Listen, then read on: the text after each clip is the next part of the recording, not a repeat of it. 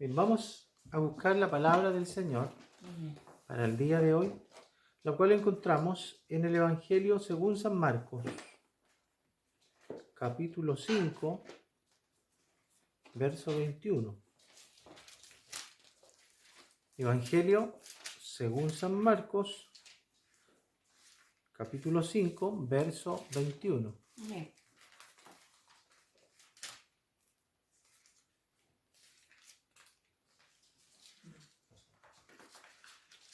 Si usted lo ha encontrado, vamos a dar lectura en el nombre de nuestro Señor Jesucristo. Amén. Dice así: pasando otra vez Jesús en una barca a la otra orilla, se reunió alrededor de una gran multitud, y él estaba junto al mar. Y vino uno de los principales de la sinagoga, llamado Jairo, y luego que le vio, se postró a sus pies y le rogaba mucho, diciendo: mi hija está agonizando, ven y pon las manos sobre ella, para que sea salva y vivirá. Leemos del 35 en adelante ahora. Mientras él aún hablaba, vinieron de casa del principal de la sinagoga diciendo: tu hija ha muerto, ¿para qué molestas más al maestro? Pero Jesús, luego que oyó lo que se decía, dijo al principal de la sinagoga: no temas, cree solamente.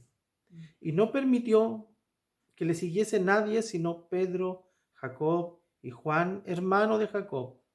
Y vino a casa del principal de la sinagoga, y vio el alboroto y a los que lloraban y lamentaban mucho. Y entrando les dijo: ¿por qué alborotáis y lloráis? La niña no está muerta, sino duerme. Y se burlaban de él. Mas él, echando fuera a todos, tomó al padre y a la madre de la niña y a los que estaban con él, y entró donde estaba la niña. Y tomando la mano de la niña, le dijo: Talita cumí, que traducido es: niña, a ti te digo, levántate. Y luego la niña se levantó y andaba, pues tenía 12 años, y se espantaron grandemente. Pero él les mandó mucho que nadie supiese, y dijo que se le diese de comer. Amén. Amén. Bien, bendiga el Señor su palabra y nos dé de su gracia para a través de ella ser alimentados el día de hoy. Bueno, quiero principalmente partir saludando hoy día a los papás de nuestra iglesia, desearles un feliz día, saludar a mi padre también, que seguramente está viendo esta predicación. Dios le guarde, le bendiga a él también. Y a la luz de lo mismo he estado reflexionando en algo que probablemente usted seguramente va a poder confirmar. Todos nos hemos dado cuenta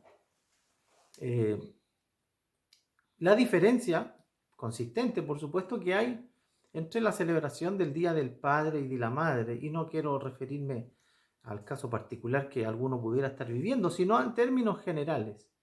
¿Cómo es que en la celebración del Día de la Madre hay un sentimiento más profundo, más sensible?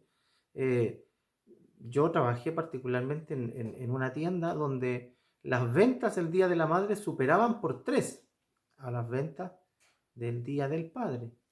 Y no tenía que ver solamente con un asunto de recursos, tenía que ver con que por alguna razón las madres siempre han sido más cercanas, más sentidas, han sido más compañeras de los hijos, y probablemente los padres o hacia el padre hay una percepción diferente, hay una sensación de distancia, una sensación también de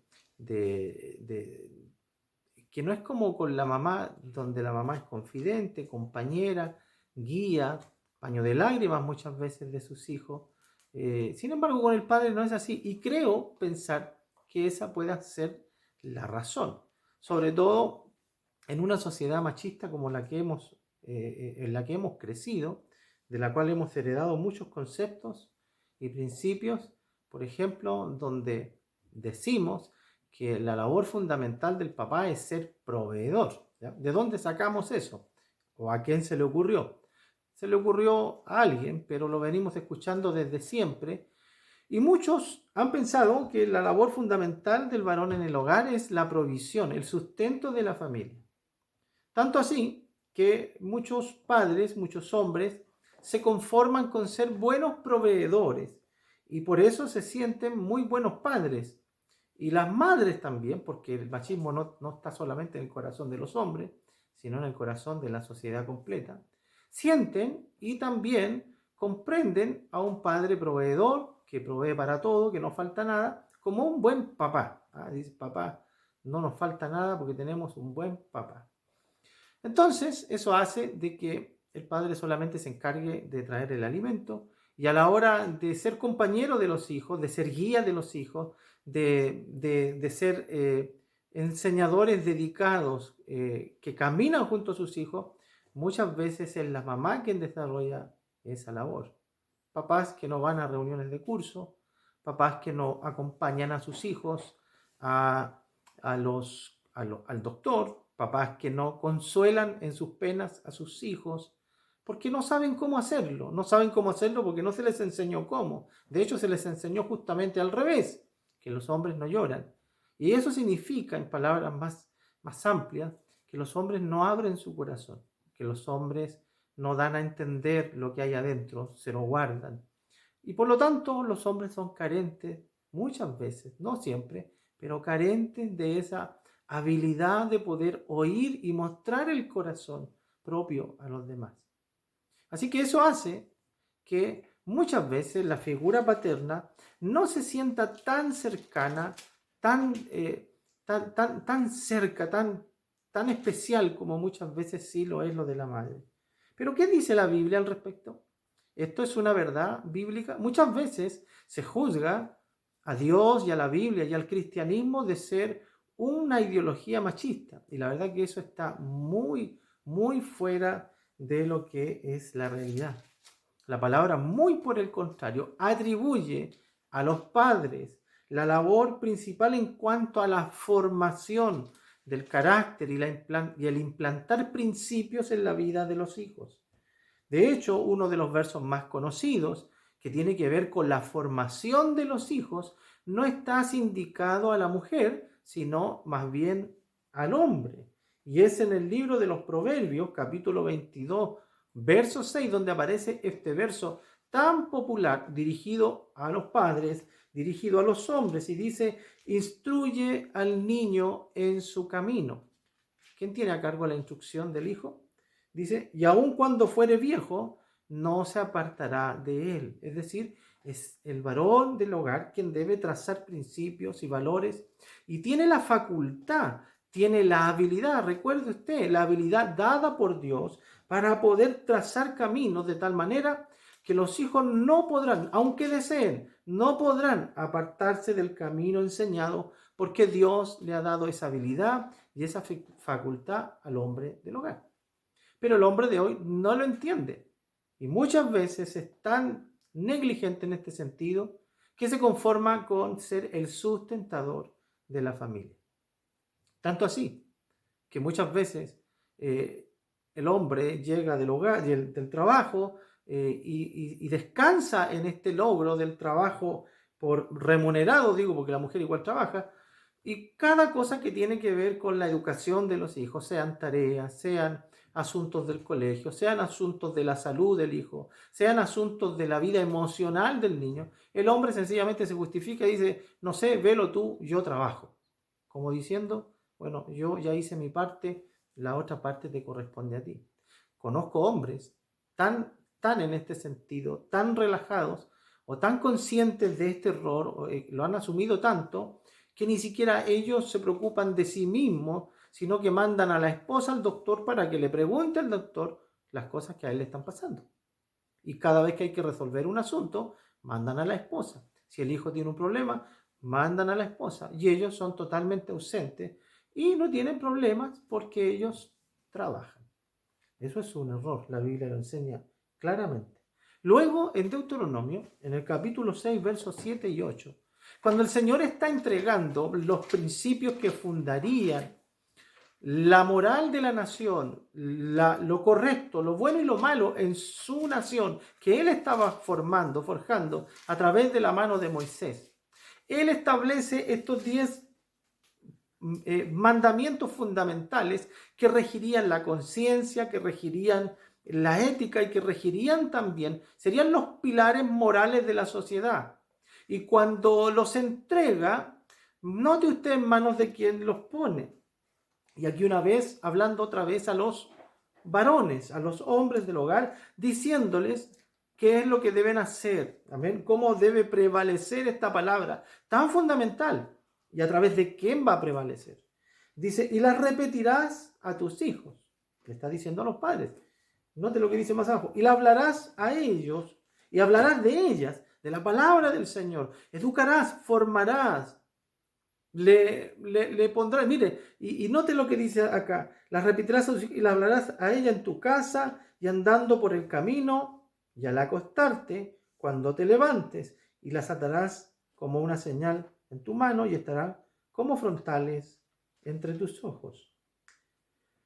Sin embargo, un verso más atrás dice, y estas palabras que yo te mando hoy estarán sobre tu corazón.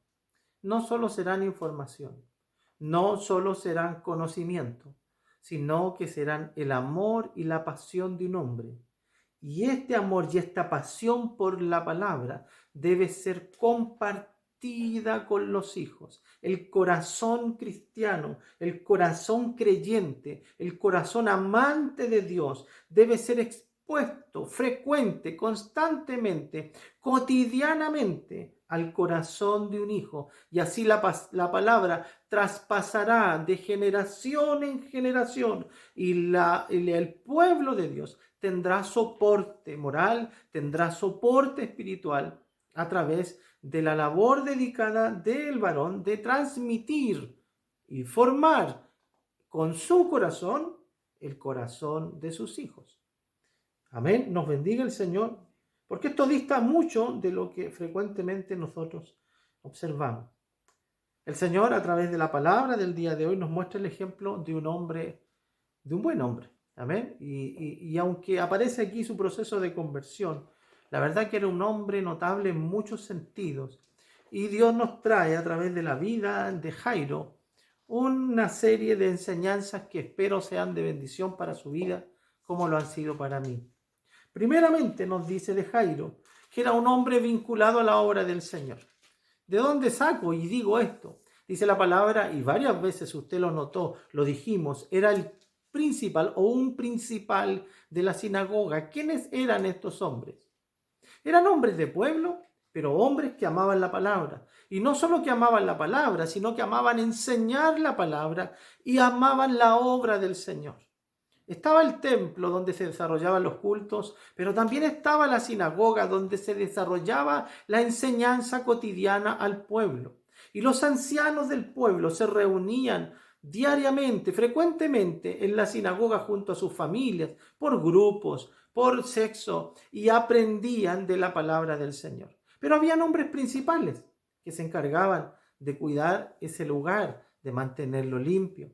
Se encargaban también de cuidar los rollos. Recuerde usted que nadie tenía Biblia, por lo tanto los rollos, los escritos, eran escritos a manos y eran tesoros verdaderos del pueblo de Dios. Y ellos eran los custodios de esos rollos, los protegían, los cuidaban, los mantenían. Y además de eso, hacían y delegaban responsabilidades para que semana a semana se cumpliera la enseñanza en la sinagoga. Así que era un hombre dedicado a la obra del Señor. Servía hasta lo que él conocía de Dios en ese momento, que era en la sinagoga. Él servía con dedicación.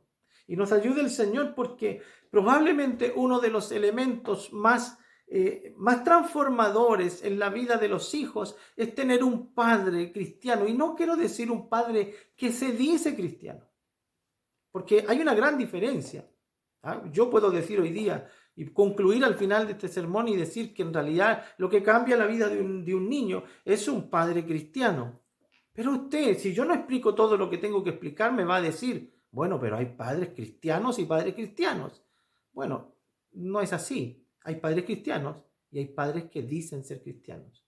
Yo quiero hablar de los padres cristianos. Quiero hablar de los hombres verdaderamente creyentes. La palabra del Señor nos dice que una de las cosas particulares de Jairo, y lo destaca muchas veces, era que era un hombre dedicado al servicio en la obra del Señor, en el local que tenían ellos, en esa pequeña iglesita, si pudiéramos entenderlo con una mirada de estos días. Y ahí él se dedicaba y desarrollaba su vida. Y la palabra nos dice que hay bendición para las personas que trabajan en la obra del Señor. En 1 Corintios 15:58 dice así que hermanos míos, amados, estad firmes y constantes, creciendo en la obra del Señor, y añade, siempre, creciendo en la obra del Señor, siempre, sabiendo que vuestro trabajo en el Señor no es en vano. Es decir, hay bendición para todo aquel que trabaja y sirve en la obra del Señor. Leo este versículo en una lectura un poco más popular. Dice, por lo tanto, mis queridos hermanos, manténganse firmes e inconmovibles, progresando siempre en la obra del Señor. Y mire lo que añade, conscientes de que su trabajo en el Señor no es en vano, es decir, no es un trabajo perdido, sino que alcanzará bendición. Dice en el libro de Juan que quien dice ser seguidor de Cristo debe efectivamente ser servidor de Cristo. Amén. Servidor y seguidor son dos cosas que deben estar en aquel que dice ser un creyente. Juan capítulo 12, versículo 26 dice, si alguno me sirve, sígame, dice el Señor. Escuche, si alguno me sirve, sígame. Y donde yo estuviere, allí también estará mi servidor. Si alguno me sirviere, dice, mire qué hermoso, mi Padre lo honrará. Amén. Así que cuando miramos las virtudes de Jairo, probablemente la primera que salta a la vista no era un hombre que vivía su vida afanado en su pan, afanado en su casa, afanado en sus cosas y afanado en su negocio. El afán número uno de Jairo era mantener la obra del Señor andando. Era ir frecuentemente a la sinagoga, mantener los rollos, organizar los turnos, poner predicadores, establecer los ciclos de enseñanza, decidir qué se va a leer, qué no se va a leer, cómo nos vamos a organizar, recordar también a la luz de la palabra las fiestas y los días que se vivían como judíos. Nos bendiga el Señor. Y Dios bendiga a los hombres que como Jairo han entendido la tremenda bienaventuranza de una familia que gira en favor del servicio a la obra del Señor. No hay días más preciosos, no hay trabajo mejor invertido, no hay desvelos más maravillosos que aquellos que son por la obra. Créame, de verdad, marca a un hijo el caminar junto a su padre a la iglesia. Marca a un hijo poder orar junto a su papá. Marca a un hijo poder contarle a él sus aflicciones, sus necesidades y poder ir juntos, amén, a las cosas del Señor. Ver a una casa girando en torno a la obra, organizando trabajos para la obra. De distintas maneras servir a la obra del Señor. Nos ayude el Señor para que en mi hogar y en el suyo siempre se vean servicios, trabajos vinculados a la obra del Señor. Que la esposa esté cocinando algo para la obra. Que nuestros hijos estén haciendo cosas para la obra. ¡Qué maravilloso! A veces en mi casa, mi esposa por allí recortando, grabando, fotocopiando libros, haciendo dibujos y manualidades. ¿Para qué? Para la obra del Señor. Eso es maravilloso. Eso no se le olvida a los hijos. Algún día les tocará a ellos y mirarán y entenderán cómo los padres estaban vinculados a la obra del Señor. Probablemente esa es la virtud más grande de este hombre Jairo. Pero no solo eso, además era un hombre de buen testimonio. Dice la palabra que tenía buen testimonio con todo el pueblo. La gente lo quería, dicen los otros evangelios. Era reconocido. No solo era un hombre que trabajaba en la iglesia, sino que su carácter, su forma de ser, amén, la mantenía en todo lugar. Era un hombre conocido como creyente no solo dentro de la sinagoga, sino también fuera de ella. En el libro de los Proverbios, en el capítulo 22, verso 1, dice que hay una riqueza más grande que el oro, y es el buen testimonio. Dice, de más estima es el buen nombre que las muchas riquezas, la buena fama más que la plata y el oro. Dice también la Escritura que nosotros los hijos de Dios debiéramos esforzarnos por ser hombres de buen testimonio, incluso con los gentiles que hablan mal de nosotros, para que cuando ellos se conviertan, alaben al Señor por habernos sostenido en nuestro buen testimonio. Nos ayude el Señor para que afuera seamos conocidos también como creyentes, no como el sinvergüenza, no como el ladrón, no como el hombre agresivo, no como el hombre del mal carácter, sino como hijos de Dios, servidores de Dios en la obra, pero también hombres de buen testimonio afuera. Pero probablemente la virtud que más sobresale, y de la cual quiero detenerme el día de hoy, es que Jairo era un hijo, un padre comprometido con su hija. No son pocas las veces en que en la palabra del Señor se nos muestran hombres importantes enviando a sus siervos en busca de ayuda al Señor. Hay casos, amén, hay casos y casos, pero no son pocos los que mandaban a buscar al Señor con personas, o que eran movidos por la multitud y decían, atiende a este hombre, él es bueno con nosotros. En este caso, dice la palabra, es el mismo Jairo quien corre a los pies de Cristo y se humilla ante él y le pide socorro. La razón, su hija amada, su única hija de 12 años, estaba agonizando. No estaba enferma, estaba despidiéndose de la vida. Jairo desesperado. Debe usted entender lo siguiente. Arrodillarse a los pies de Cristo para un hombre como Jairo probablemente implicaba perder todo lo que había logrado en su vida. Un hombre creyente, amén, en Cristo en esos días, siendo un principal de la sinagoga, era un verdadero problema. Recuerde que las sinagogas estaban todas bajo la estricta supervisión de los fariseos y los saduceos. El Sanedrín, que era ese consejo superior de ancianos, que estaba en contraposición al mensaje de Cristo. Así que quien se humillaba a los pies de Cristo era acusado primeramente de un idólatra, de un traidor, y probablemente perdería toda su posición social. A este varón probablemente le costaría su expulsión en ese cargo tan especial que tenía. Lo perdería todo. Pero no le importó. La razón, porque tenía a su hija enferma. No mandó a su esposa, podría haberlo hecho. Créame, usted me dice, pero es que era su hija. Hay hombres, hermanos, hay hombres que se van a la tumba con el corazón lleno de orgullo, incapaces de perdonar a sus hijos, incapaces de pedir perdón, incapaces de resolver problemas familiares que han durado una eternidad en la familia. Prefieren morir que doblegar la cerviz. Este hombre no era así, era un hombre sensible, sencillo, comprometido con su hija, al punto de que al verla enferma estuvo dispuesto a doblegarse a los pies de Jesús. Y aquí sí que le ayuntó, aquí sí que lo hizo bien, porque no hay mayor fortuna y no hay mayor riqueza, incluso para un pobre, que tener un padre humillado a los pies de Cristo. No hay mayor fortuna y riqueza en la familia que el jefe de hogar sea un hombre que ante todas sus aflicciones y dificultades corra a los pies de Cristo. No hay mayor compromiso con el hogar y los hijos que correr al lugar correcto. Y el lugar correcto siempre serán los pies de Cristo. No lo digo yo, lo dice la palabra. Siempre es bienaventurado el hombre que pone en Jehová su confianza. Tal fue el acierto de este hombre.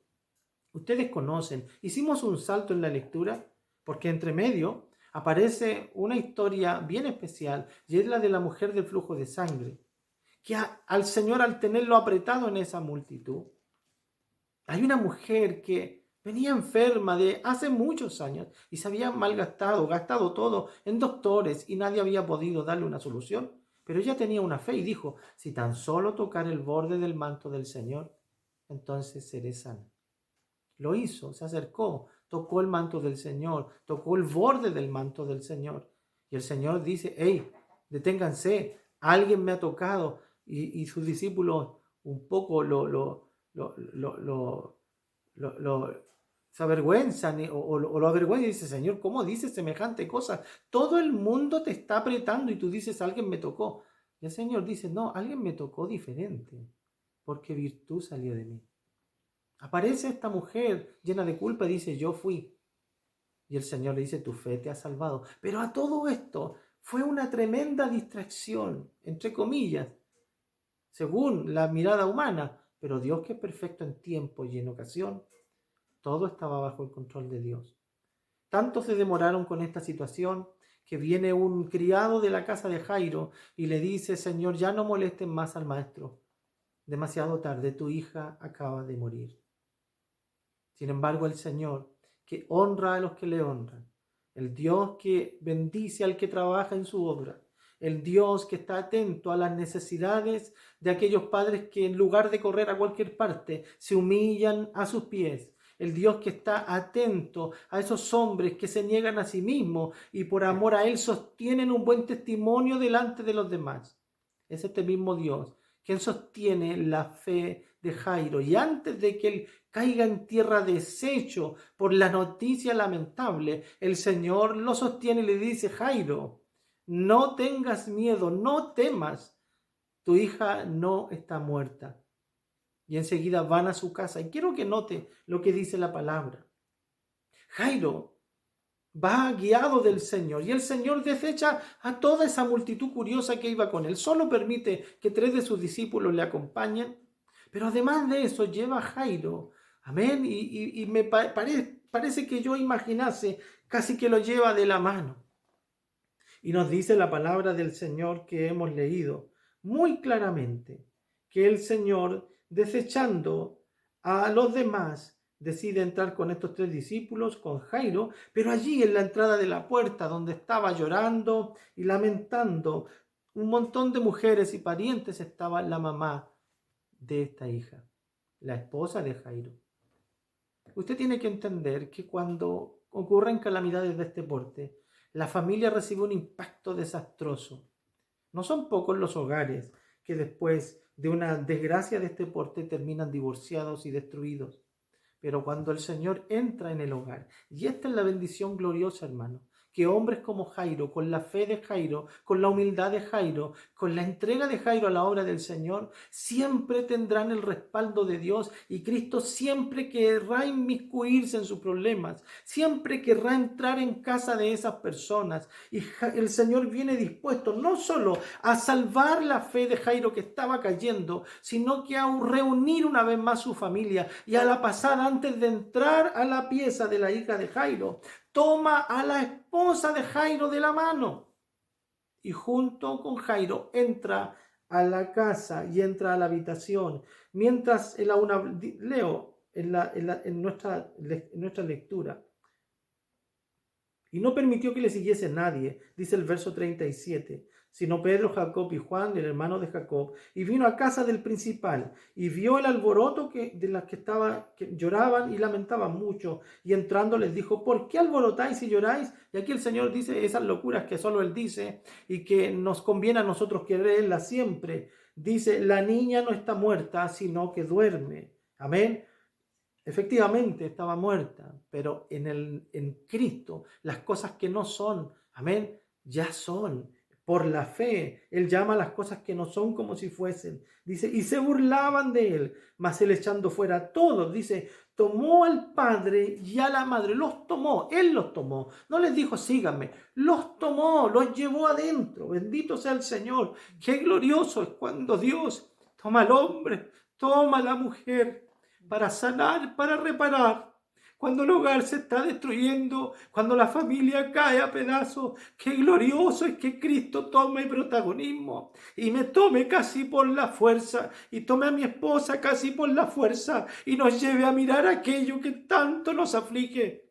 Mire usted cómo el Señor llega junto a ese hombre deshecho, junto a esa mujer destruida, que ya llevaba un tiempo llorando a gritos desgarrada, y la lleva a la cama de la niña y echándolo fuera a todos, tomó al padre y a la niña y a los que estaban con él, y entrando donde estaba la niña, dice, y tomando a la niña de la mano, ahí el Señor conteniendo a la familia completa, dice estas palabras llenas de poder, llenas de compasión y llenas de amor, diciéndole, niña, a ti te digo, levántate. Y la niña se pone en pie, se recupera, camina y empieza a pedir alimento porque estaba viva, sana, llena de salud, porque los enfermos pierden el hambre, pero cuando el hombre se sana vuelve el apetito. Y esta es señal de que esta niña fue 100% sana para la gloria del Señor. A esto se refiere la palabra del Señor cuando dice: cree tú y toda tu casa será salva. No a decir yo soy cristiano, yo voy a la iglesia, sino a un hombre comprometido con la obra, un hombre que está dispuesto a retener y mantener su testimonio afuera, un hombre que además de eso lleva a Cristo a su familia, trae a Cristo a sus problemas.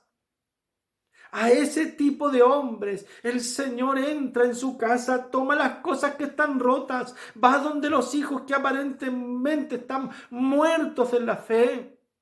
A esto los toma, y no por la fe de ellos, sino por la fidelidad de los padres. El Señor es capaz de resucitar al mismo hijo muerto. Bendito sea el Señor, y haya esperanza en los hogares de los cristianos, que sus hijos están peregrinando y caminando por las tinieblas de este mundo. Si usted y su esposa son hombres que van a los pies de Cristo, que han sido fieles servidores del Señor, que están manteniendo su testimonio a pesar de las pruebas, créale a la palabra del Señor. El Señor es capaz de tomar todo lo que está roto, todo lo que está destruido, y sanar la familia, sanar a los hijos, resucitar al que está muerto. Dios tiene poder para hacerlo, y Dios no se niega. Por difícil que sea el panorama, como lo hizo con Jairo, no decaiga su fe. El Señor está con usted y acompaña y honra a los que le honran. Bendiga el Señor su palabra, y a la luz de ella podamos entender los padres que este es el porte de los hombres de Dios. Este es el porte del hombre que transforma, que genera y que marca camino para que sus hijos luego lo sigan. No somos los responsables de darle vida a nuestros hijos. No podemos. El dador de la vida es Dios. Él es quien salva. Mire lo que dice Jairo al principio: Señor, ven a mi casa, mi hija agoniza, para que la salves y la sanes y viva.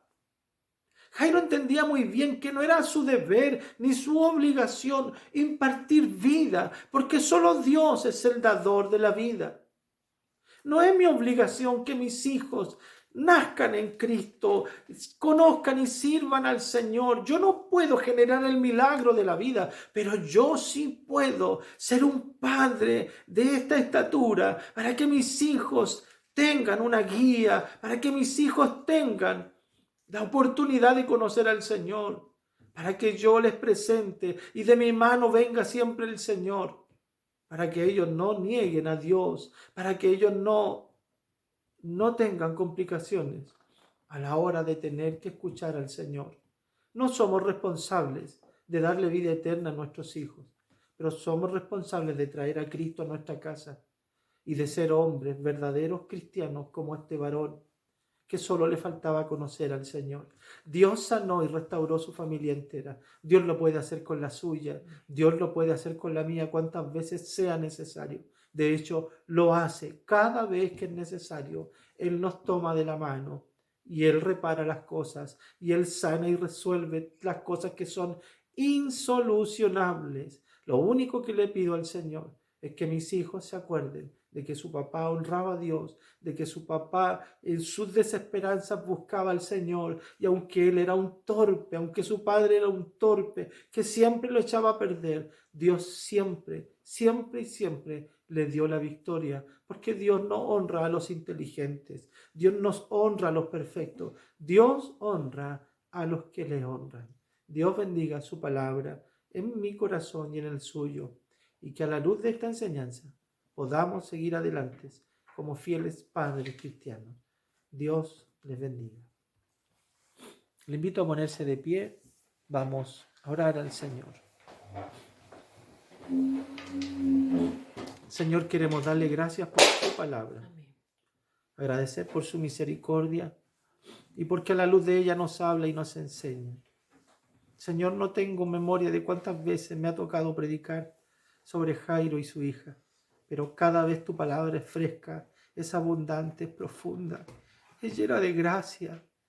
Gracias, Señor, porque en muchas ocasiones, no pocas, muchas ocasiones, mi vida ha caído en desesperanza a tus pies, a tus plantas, pero tú siempre has extendido tu mano y me has dicho que no tema, que tú estás conmigo.